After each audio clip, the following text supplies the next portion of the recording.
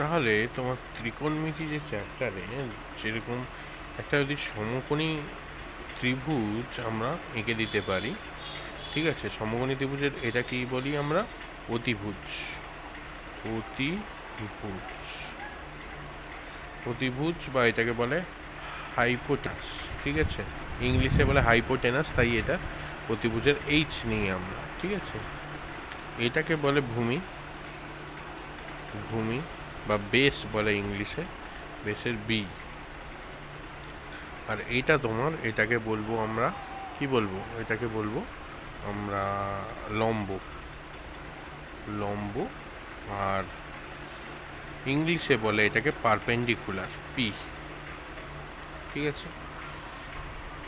এবার কোণের এইটা তো 90 ডিগ্রি হয়, ওকে, এটা হয় থিটা, এটা হয় আমার, এটাকে তোমরা আলফা বলতে পারো, অথবা এটা দেখো সমকোণী ত্রিভুজ, ত্রিভুজের তিনটে কোণের সমষ্টি কী হয়? 180 ডিগ্রি, 180 ডিগ্রি হয়, একটা যদি 90 ডিগ্রি হয় বাকি দুটো মিলে 90 ডিগ্রি, তাহলে এটা হবে 90 আলফা হতে পারে, বলা যেতে পারে, অথবা 90 মাইনাস থিটা, ঠিক আছে, 90 মাইনাস থিটা, এটা মনে রাখবে।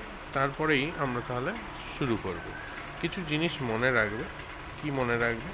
লিখে দেবে এই যে পিবিএইচ, ওকে, পিবিএইচ এটা মনে রাখবে। এখানে লিখে দেবে পি, এখানে লিখে দেবে বি, ঠিক আছে, এখানে লিখে দাও এইচ, এখানে লিখে দাও এইচ, লিখবে না না না, মানে পি।